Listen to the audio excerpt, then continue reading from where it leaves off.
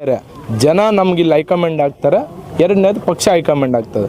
ನಾನು ಇವೆರಡರ ಮಧ್ಯೆ ಕೆಲಸ ಮಾಡ್ತಾಯಿದ್ದೀನಿ. ಅವ್ರು ನಾನು ಹೈಕಮಾಂಡ್ ಅಂತ ತಿಳ್ಕೊಂಡಿದ್ದೀನಿ. ವಿಶ್ವನಾಥ್ ಅವ್ರು ನಮಗೇನು ಹೈಕಮಾಂಡ್ ಅಲ್ವಲ್ಲ. ಯಾವುದೋ ಈ ಕೆಲ್ಸಕ್ಕೆ ಬರೆದಿದ್ದು 3-4 ದಿನ ಈ ರಾಜಕಾರಣನ ತಮ್ಮ ಬೇಳೆ ಬೇಯಿಸ್ಕೊಳೋದಕ್ಕೋಸ್ಕರ ಯಾರ್ಯಾರು ಮಾತಾಡ್ತಾ ಇದ್ದಾರೋ ಅದ್ರ ನಾನು ತಲೆ ಕೆಡಿಸ್ಕೊಂಡಿರ. ಜಿಲ್ಲೆ ಆಗಿ ಕಳೆದ 15-20 ವರ್ಷ ಕಳೆದರೂ ಕೂಡ ನಮ್ಮ ತಾಲೂಕಿಗೆ ವೆಲ್ಕಮ್ ಬೋರ್ಡು, ಕಮಾನ್ ಬೋರ್ಡ್ ಅನ್ನೋದಿಲ್ಲ.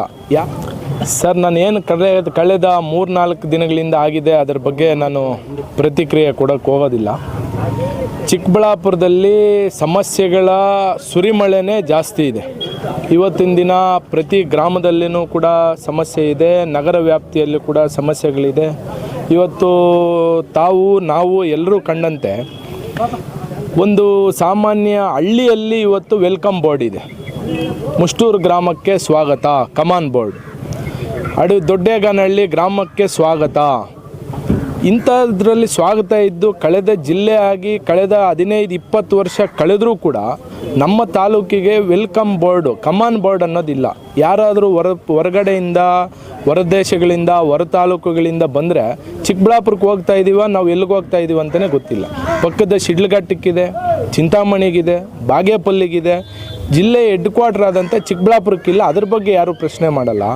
ಅನೇಕ ದಾರಿಗಳ ಸಮಸ್ಯೆ ಇದೆ, ರಸ್ತೆಗಳು ಬಾಯಿ ಬಡ್ಕೊತಾ ಇದ್ದಾರೆ. ಇವತ್ತಿನ ದಿನ ನೀರಿನ ಸಮಸ್ಯೆ ಇದೆ. ಅನೇಕ ಹೋರಾಟಗಳನ್ನು ನಾವು ನೀರಿನ ಪರವಾಗಿ ಮಾಡಿದ್ದೀವಿ. ಅದ್ರ ಬಗ್ಗೆ ಸಮಸ್ಯೆ ಎತ್ತಿದ್ದೀರಾ.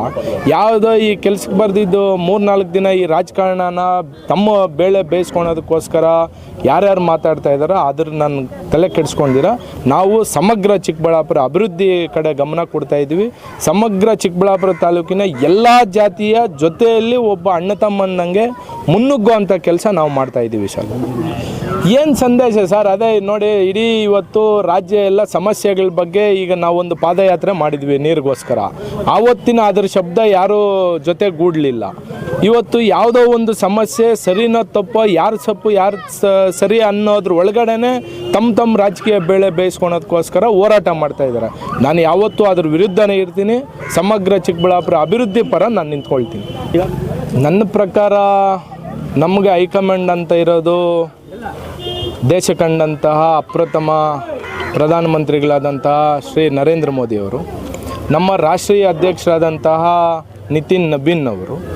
ಅದೇ ರೀತಿ ನಮ್ಮ ಕರ್ನಾಟಕಕ್ಕೆ ಹೈಕಮಾಂಡ್ ಇರೋದು ನಮ್ಮ ಶ್ರೀ ವಿಜಯೇಂದ್ರ ಯಡಿಯೂರಪ್ಪ ಅವರು ಮತ್ತು ನಮ್ಮ ವಿರೋಧ ಪಕ್ಷದ ನಾಯಕರು ಆರ್ ಅಶೋಕರು.